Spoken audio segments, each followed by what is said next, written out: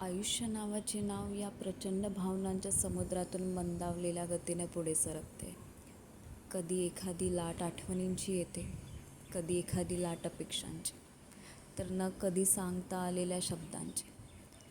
आणि प्रत्येक लाटेसोबत मनाच्या एखाद्या कोपऱ्यात दडवून ठेवलेलं काहीतरी पुन्हा या किनाऱ्यावर येऊन पडतं.